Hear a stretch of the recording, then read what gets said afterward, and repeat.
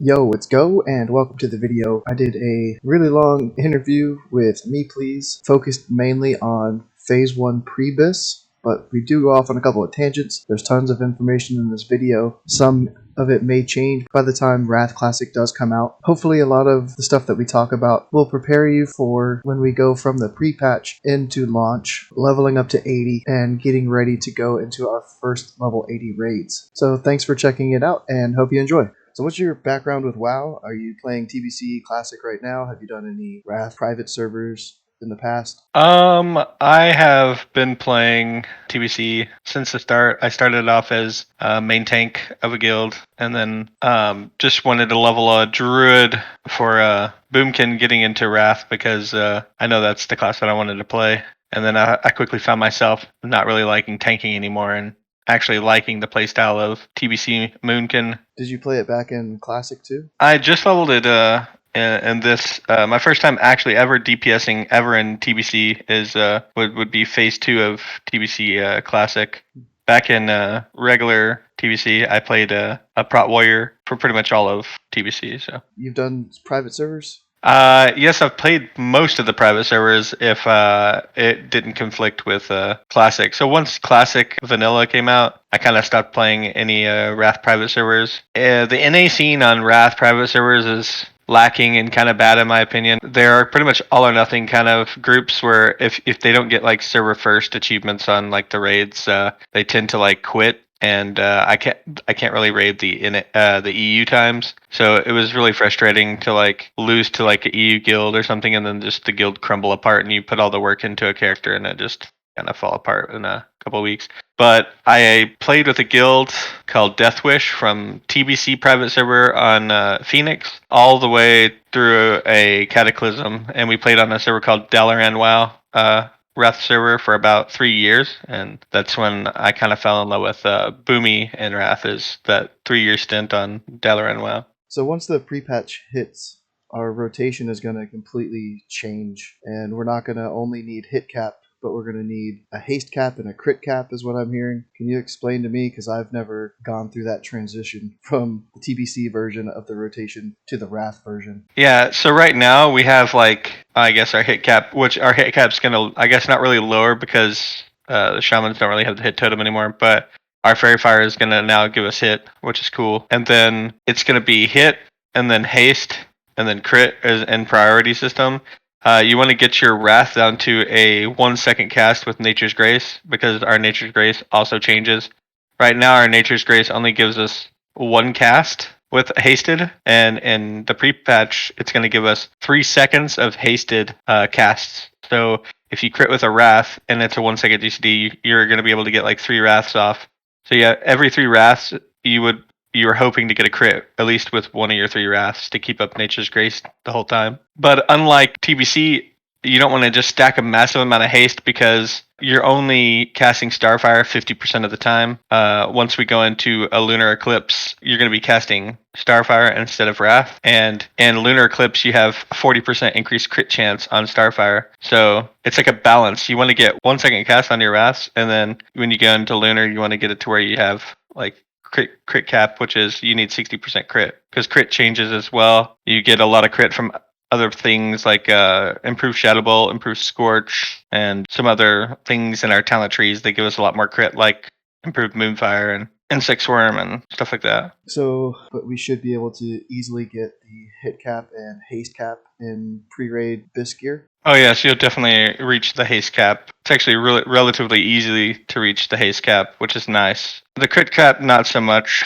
I think it's actually going to be a feels bad because in the pre-patch, I think we're going to be super strong because we're going to have like we'll have the haste cap and we'll have the crit cap for like the whole month of like raiding and at the end of TBC, and that's going to be really fun and cool to do those raids with that. But once we level and our stats get kind of squished, we're going to go back down from like having probably, if you have Sunwell Gear, you're going to have around like 50-something% haste, and then you're going to go down to having like 16 or 18 in your pre-raid BiS for Wrath of the Lich King. So right now, the way potions work in TBC is like every 2 minutes you get a potion. And Wrath, that changes to where you can only get 1 potion per combat. So a lot of people like to pre-pot And for Moonkin, it's unlike most classes. I think maybe Warlock and a couple other people who can snapshot crit on their stuff use both potions. But as Moonkin, I typically pre-pot with a crit pot because you want to get into Lunar as fast as possible. So like the way we would start off a fight would be like drop Treants, Fairy Fire, Insect Swarm,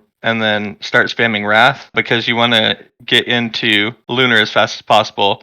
And you have a 60% chance on critting with Wrath to go into Lunar. So if we pre-pot a crit pot, it'll help us get into Lunar as fast as possible for Bloodlust on pull. Like any fight where you want a Bloodlust on pull, your main goal is get out of Wrath as fast as possible because we're already on a 1 second cast on Wrath without Lust. So if we're lusted while we're casting Wrath, it's not a positive DPS gain. It's going to be just neutral. So you want to get into Lunar as fast as possible. And then when you get to Lunar, you're spamming Starfire for 15 seconds and you have all that extra crit and it's really nice. What potion would be using to pre-pop in the pre-patch? We'd probably use Destropot, and then later on during the fight when our trinkets come back off of cooldown, we'll probably pop a haste pot during our lunar cycle. So when we're casting Starfire again, you want to use a haste potion. Yeah, because right now the haste potion is just for melee, but with the pre-patch it changes for casters to be able to use it.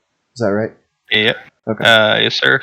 So the treants right now are kind of wacky. If you drop them and you haven't used anything else yet, sometimes they just run back at you. Does that get better with Wrath, where you can use that as your first global and be confident that they're going to stick on the boss? Yeah, so in Wrath, it's kind of like most other pet AIs now. They actually have a pet bar where you can macro into like your summon trance. You can summon it to where, like on my mage, I have it to where when I summon Water Ellie, I hit the button twice and it summons it, and then it'll make it attack my target. So you can also do that with trance. You can pull them back, and you can send them. It's kind of like a hunter pet too. So you can have full control of whatever you want them to attack. Like now, they have no control. They just attack whatever. It's frustrating sometimes. I've even heard that we might not even have to use Fairy Fire. So could we just maybe pop Treants and an Insect Swarm if we have the right raid comp? Like I think it's a Shadow Priest that gives the same Fairy Fire debuff. Oh yeah, Fairy Fire,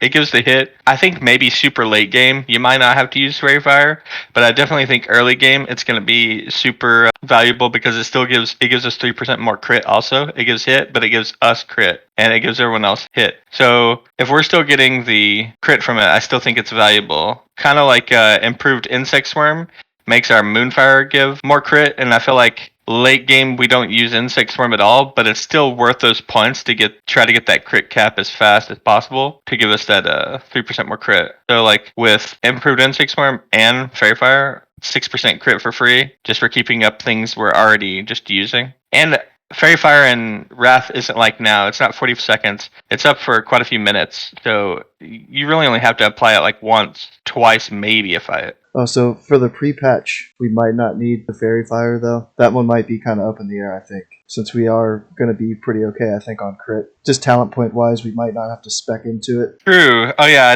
didn't really think about that. True. Talent point-wise, we're going to be kind of crunched on talent points in the pre-patch. So, yeah, I probably would drop it to get something different. You might want to get some of the talents. And because I think as of now, like if we put like a full talent tree in for 70, we kind of don't get anything in Resto Tree. So if you probably drop improved Insect Swarm and improved Fairy Fire, you probably can grab like the stats and the spell power, and it's definitely probably not worth using if you have a Shadow Priest, yeah. Just because we're gonna be at such high amounts of crit, we're probably not gonna be at crit cap, but like just to get the extra stats that you would be missing would be really nice. Alright, so we've come up with a set of gear that hits the haste and hit caps from doing things like heroics, getting reps from the new badges from the dungeons. We don't need any items from TBC to fill any of these slots. The only enchant that we might need is the Helm enchant because it has hit from TBC, but even then we could fill in some of the gems with hit gems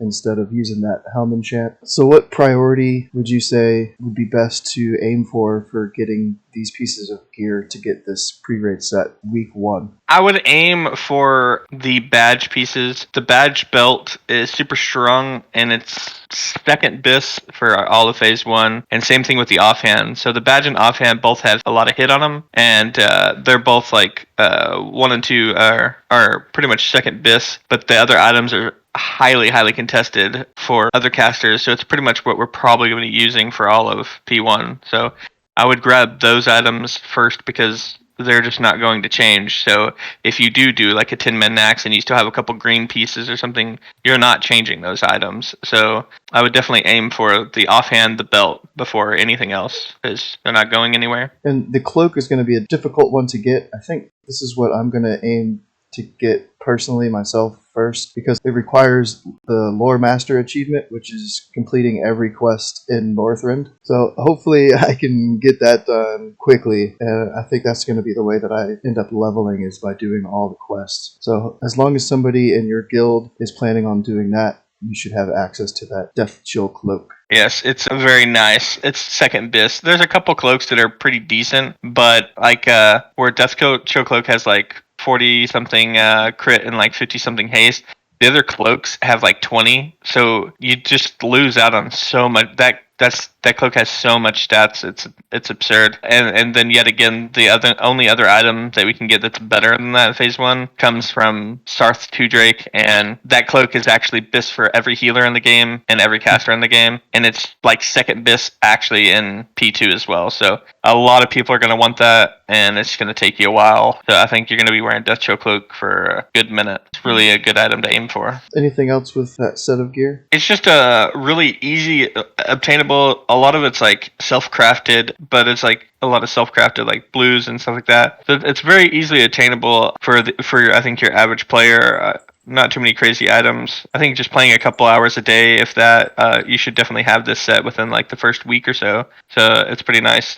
Nothing really huge to aim for, but it does give you that 401 haste cap and then your hit cap. So you should be good to go. And then also it's overstated on hit, so that if you are a horde player, you can reach your cap. And then alliance player, you won't really need the enchant from TBC or any hit gems. You'll already be your hit cap if you have a Drain Eye in your group. And did you have your set that you were planning on getting, like the harder core set, the sweatier set? The only like sweatier part aspect of mine would be like it's gonna take like 5 days of doing every dungeon, which is 12 dungeons, to get all the badge gear. So we'll have like our 2-piece of tier and stuff like that. And then I was aiming for getting like my Sunwell legs. So you get tier chest and gloves. So I was aiming on getting Sunwell helm, shoulders, and legs, and then that's pretty much your sweatier set. And there's a couple items from Wintergrass too you could grab, but I don't know if I'll be spending my first times like doing Wintergrass every 3 hours, just because if I'm on my dungeon grind, I kind of think that I'd probably take that priority first, getting all the dungeons. And then you also have the Dalaran ring, which is like 8,000 gold, but it upgrades every tier, which is nice. Yet again, there's like only one ring in phase 1 that's like crit haste and lots of spell power, and all healers and all casters are going to want it. That's the one disadvantage of going from healing power and spell power, is all those healers got their grubby hands on our loots, so yeah, we have to wait a little bit longer sometimes. We started to get a taste for that fighting over gear with ZA, with our neck and the cloak and Black Temple. Oh yeah, so it's only going to get worse. It only gets worse. Yeah, weapons. You got holy paladins wanting all your warlock and mage weapons. I just hope people have good loot systems in their guild, because people think the people fight over loot now. Yikes! Every piece is really contested. I guess you can add 6 more people to the loot table of the people who want the castle loot now. So as far as idols go, there's really only the Wrath idol. Is that right? For pre-raid BiS, yeah. There's a Wrath idol, yeah.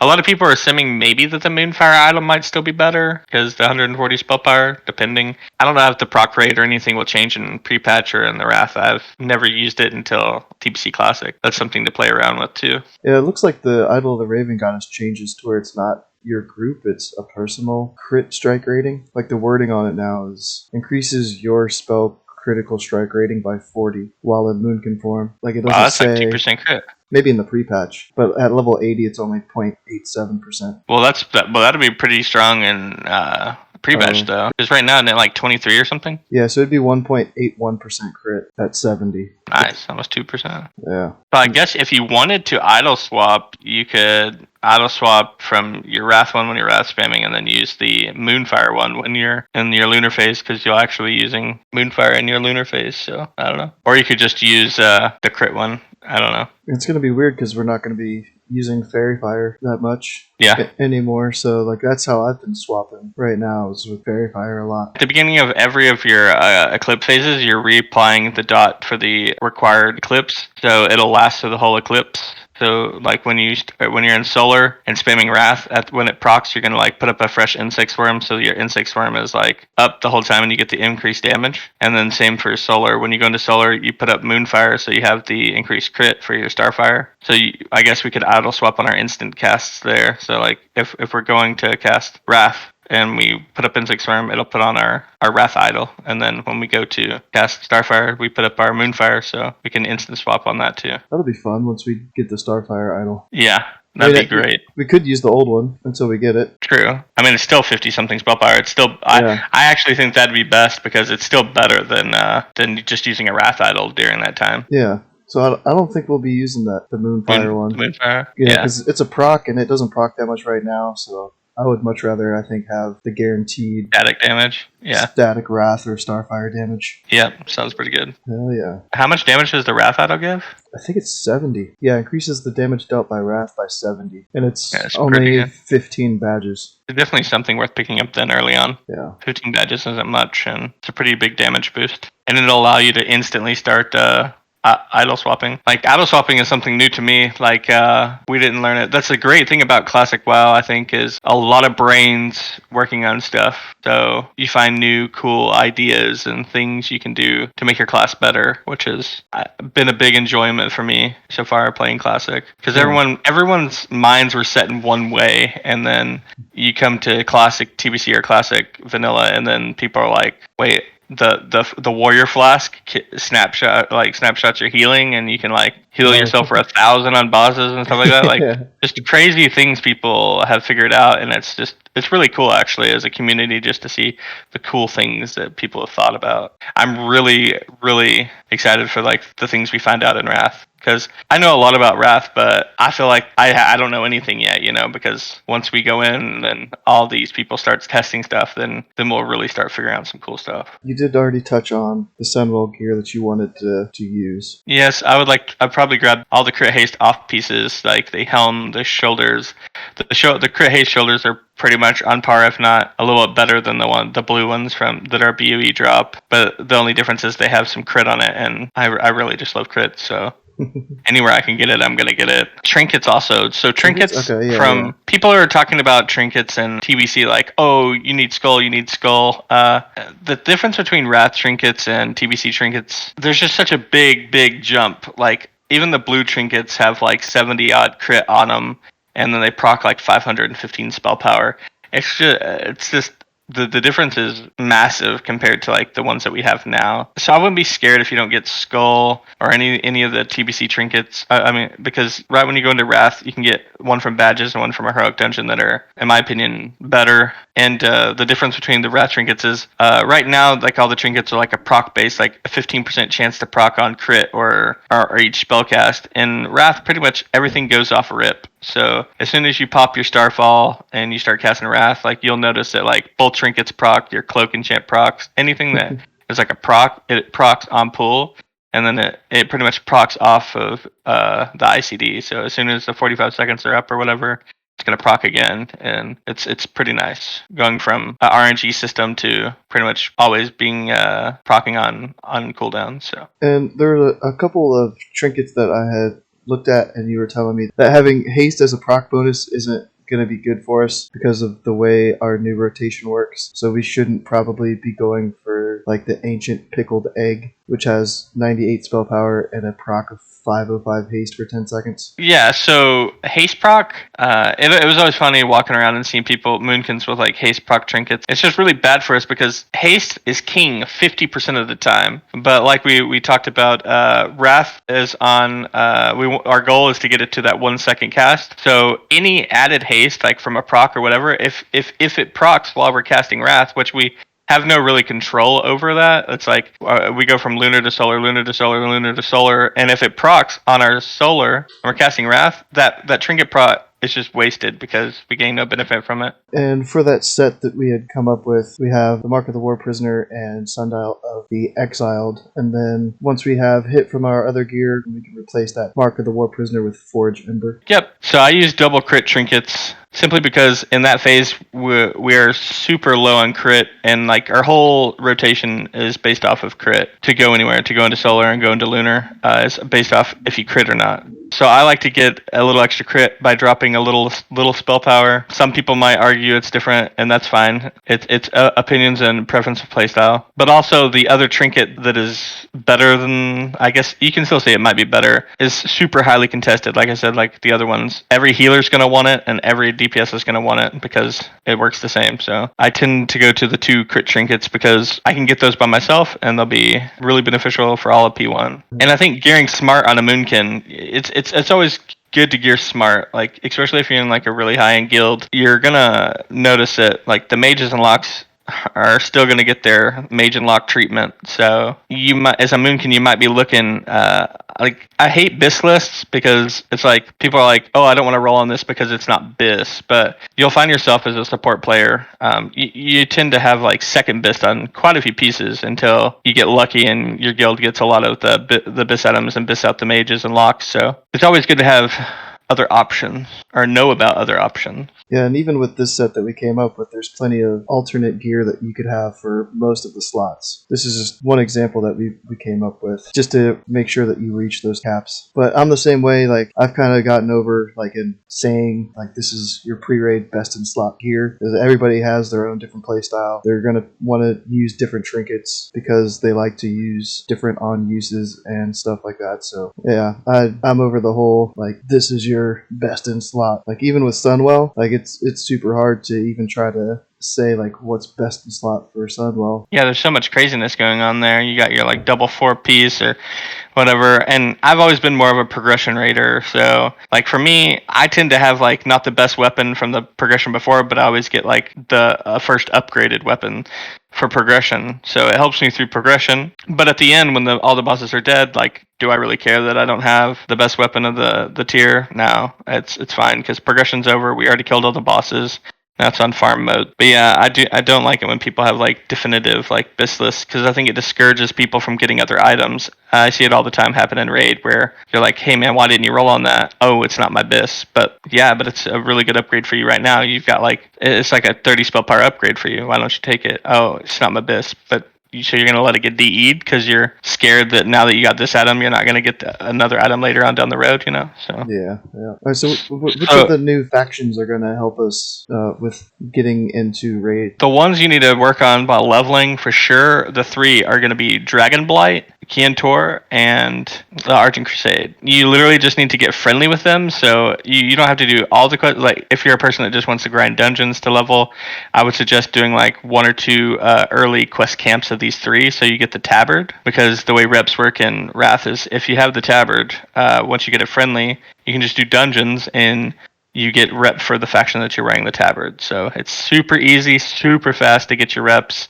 Like within a week or so, if you're playing quite a bit, you can get all your reps exalted. I'm not seeing the Dragon Blight one up here. Is that what it's called? That's the zone. What reps? Warsong Offensive. There's Worm Rest Accord. Worm Rest Accord. Okay, so Worm Rest Accord, Kirantor, and Argent Crusade. Yep, those are the 3 reps you want. Worm Rest Accord gives a really nice pair of haste boots with a socket, so that's like your pre-raid. And Argent Crusade has a really nice haste ring that you can use. And then Kiantor has your main hand weapon, and it's also our rep that gives us our Helm enchant. So the Kirantor is going to be like the Wrath version of Shatar for our Helm enchant. And then shoulder enchants. If you didn't play TBC, you're not gonna like the shoulder enchant is pretty difficult to get. It takes some time because you have to get the only way to get the rep really like is farming relics of Ulduar to turn into Sons of Hodir, and that takes quite a while to get exalted.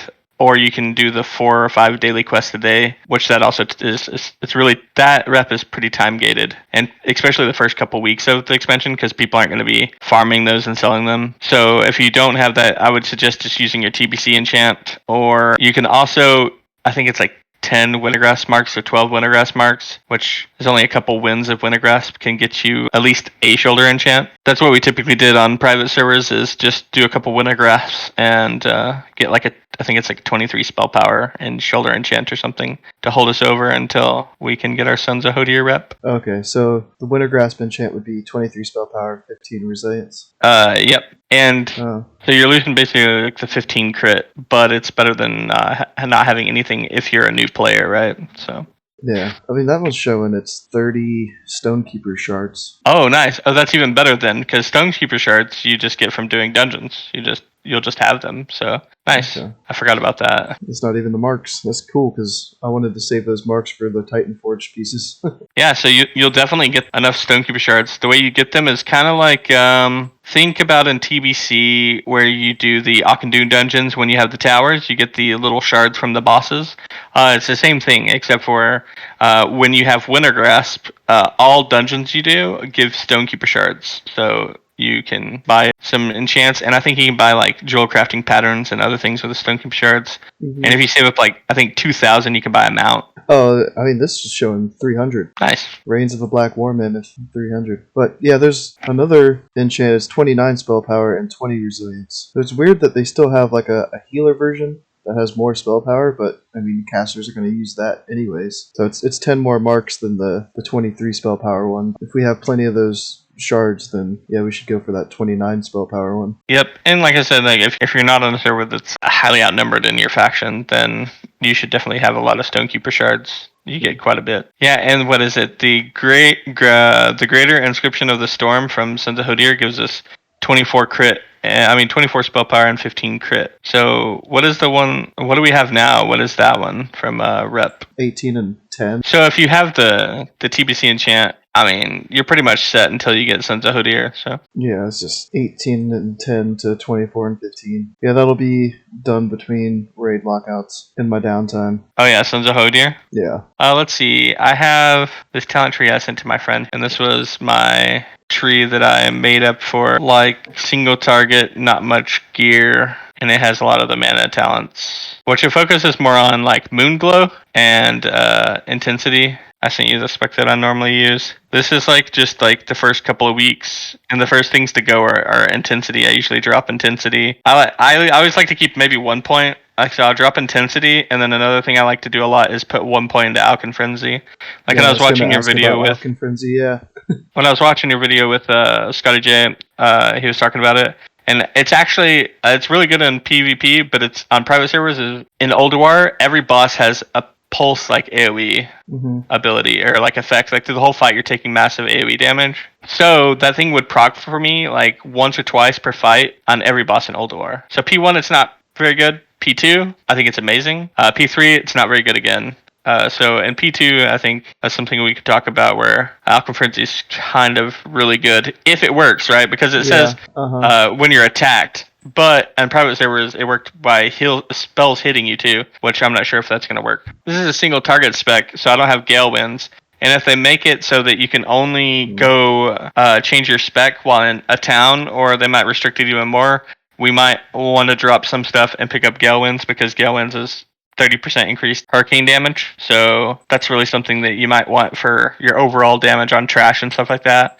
But there's not many bosses where you need to use hurricane. But trash, it's going to be a big factor, because I'm pretty sure we're going to be number one in trash damage. Popping like Sapper into Hurricane Starfall. I don't think anyone's going to beat us in AoE damage. Isn't there's a belt buckle too, like the frag grenade? I don't know. I think the Sappers might put grenades on cooldown too, so I'm not sure. But that's definitely possible. Like, I still think you might want one on your belt just to, if Sapper's on cooldown in between packs, you can probably just throw a bomb and then Starfall Hurricane. I needed bops in raids for every trash pack, and I wasn't using Sappers. So you definitely are going to need bops on every trash pack if you're sappering. Explain to me how Starfall fits into our rotation. I'm still not completely sure on like what it actually does. I know it has 20 stars that come down, but it seemed like people were using it on single target bosses too. So would you like Fairy Fire or Treant Fairy Fire Insect Swarm and then Starfall before casting Wrath, or when would you throw Starfall into the rotation? I might even pop it before my dots, just because. Well, you might want to pop it when your trinkets proc. So you might like go Fairy Fire, Insect Swarm, or drop your Trinkets, Fairy Fire, Insect Swarm. Start spamming. Once you see your trinkets pop, you pop Starfall. Starfall is insane for single target damage and it's insane for its cleave damage. Because what it does is it drops 20 stars and the main target for a big amount of damage. And then if there's other mobs around, it'll splash to all the other mobs. So Okay. it actually counts as a single target spell and a AoE spell. Does it do a lot of burst threat on that initial, like does it immediately hit the boss as soon as you use it? Or is it kind of like Insect Swarm where it takes a couple seconds for like the first tick of damage to hit? I think the first star, it falls pretty quickly, but it is kind of like a dot because they just fall from the sky. So it's like zip, zip, zip. Like they just keep falling. It's not like a rapid fire. It's not like ta-ta-ta-ta-ta-ta-ta-ta. It's more like just a fall. Like it just like slowly just hits every like second. Yeah, it's really insane. And there's a couple times where you'll glyph it. There's a glyph of Starfall, which reduces the cooldown, but there's another one which reduces the radius but increases the damage by 50%. There's a couple fights where that one's actually really good too. Especially if like people want to do some weird parsing stuff, I think that you could change it to like lower the radius but increase the damage. I know for sure there's one fight in Wrath where you have to use the glyph or you can't use the spell at all. Increases damage down by 10%, but decreases its radius by 50%. Which is very important because the boss, Anubarkan or Anubarak, the one in 25-man TOGC, he has orbs in the sky, which you only get 6 for the fight to use. So, and if I pop Starfall, I'm going to pop all the stars, or all the things in the sky. So if you use the Glyph of Focus, then you still get to use it on the boss and all the ads that spawn, like right on top of the boss, but you don't ruin the fight by popping the stuff out of the sky. But yeah, Starfall, giant aura, amazing. Best spell in the game. It hits the screen. And when I say the screen, I mean anything you can see on the screen when you hit Starfall, you better be watching out because you're pulling it. It's pretty crazy. The one thing I want to test for sure and is in pre-patch with Starfall is like it counts as an AoE spell, but I think it counts as a single target because the stars hit one target and splash. But if you look at Moon Kenora, whenever you crit with it, I think it actually says single target spell. Single target spell crits in this form have a chance to instantly regen 2% of your total mana. Yeah, so single target spell crits on private servers. Like I said, I didn't really play too much of Boomkin and Original Wrath. I was a Druid main tank. But in my like 5 years of experience on Wrath private servers, they all worked. Like Starfall gave mana back because it's weird functionality. It's an AoE spell, but like it is a single target spell too. Yeah. So if it works that way, we won't ever need our Innervate because Starfall basically is an Innervate. I just looked at the Glyph of Innervate and I feel like the raids that are just using Moonkin as a support class are going to force their Moonkins to use that glyph. What does that do again? Innervate now grants the caster 45% of their base mana pool over 10 seconds in addition to the normal effects of Innervate. Oh. So they're going to make them pick this as one of their glyphs to give even more mana back to whoever they're giving it to. What glyphs are we going to want to use that first week of raiding? Is it Starfire, Moonfire, Insect Swarm? I would use Starfire, Starfall, Moonfire. Because it reduces your Starfire cooldown by 30 seconds, which is a lot. But the reason why the Moonfire one is good, and that could even be controversial. Like we always use the Moonfire to do more damage on your dot.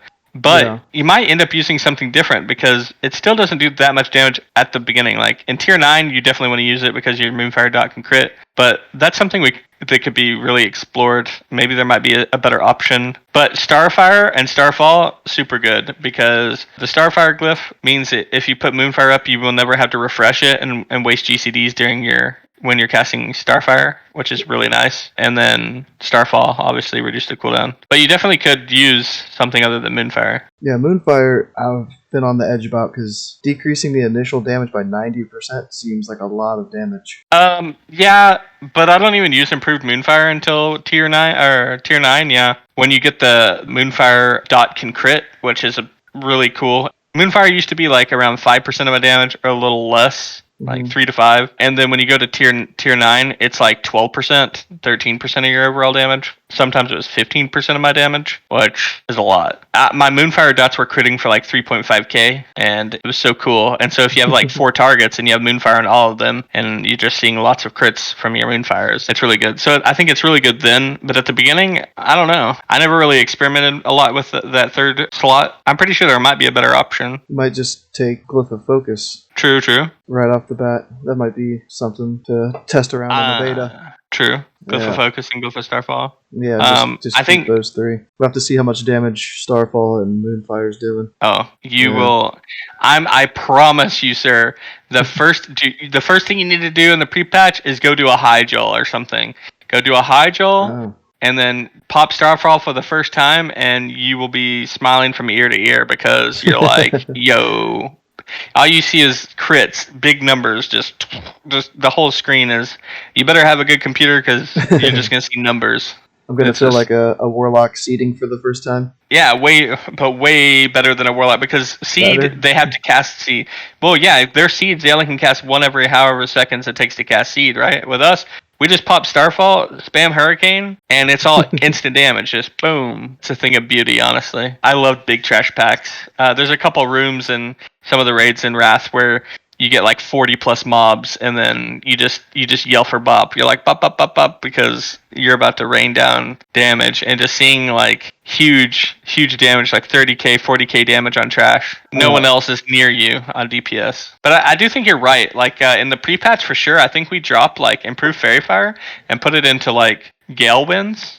And maybe Typhoon, just more like AoE damage or something, because Fairy Fire would be kind of not as useful. Yeah. Fairy Fire is absurd in like Tin Mans and Wrath, and then it's really good to give crit. Like it's 3 points to get 3 crit, and same thing is 3 points to get 3/6. So you get 6% crit with improved Insect Worm and improved Fairy Fire. I definitely think later on in the game those are points that can be dropped for other things, especially if they do change dual spec. That's the big thing we're waiting to hear from, because if they change dual spec, it's going to change a lot of things for even me, because I'm going to want Gale Winds for the bosses, like because I have a lot of specs per boss. Like I typically on my Boomkin have 2 Boomkin specs. I have a single target spec, a AoE spec, and then later on in different raids I have a single target spec, and then I'll have like a pushback immunity set spec that gives you 100% pushback on all your spells, which is amazing. I want to know what people come up with in the next expansion for Moonkin. I'm really looking forward to it a lot. I just love the theory crafting that happens. And you know me, I'm going to be trying to min-max all I can. Yeah, I really think people are going to be surprised with Alchemy Frenzy. Like, see, that's the thing is, like, I was one of those innovators on private servers. Like, I was the one, like, not many people had, like, the 100% pushback spec. And that's why I, like, parsed higher than a lot of them. Like, for Lich King and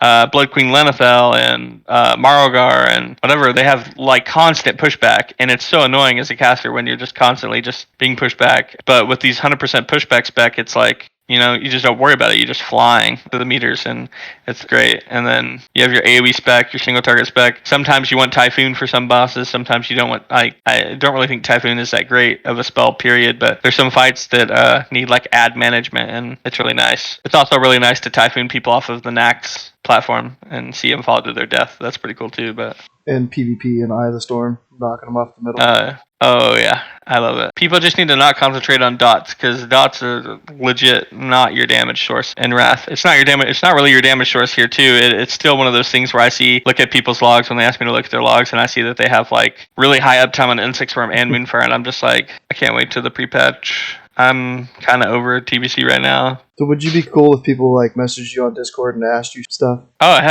I'm always down. People have questions. Always down. What's your hashtag, like your number or whatever? It's me, please, like the whole word please, right? Yep, and it's 2748. I always look like I'm offline, but I'm never offline. I just have people that want me to play other games, and I don't want to play them. So. All right, so we've covered tons of stuff. The pre-raid best in slot gear, like our new rotation, talents, and many other things. So thanks MePlease for joining me today and helping me figure out all of this information to get me prepared for week 1 of Wrath of the Lich King. If people want to find you, they can find you at MePlease hashtag 2748 on Discord, and you said you're more than willing to help people out with any questions that they have, right? Yes, I am. I'm more than willing to help anyone out with anything they need to know. I really enjoyed talking to you, and thanks for having me. Absolutely. Probably have you back soon, hopefully, for another video. For sure, anytime.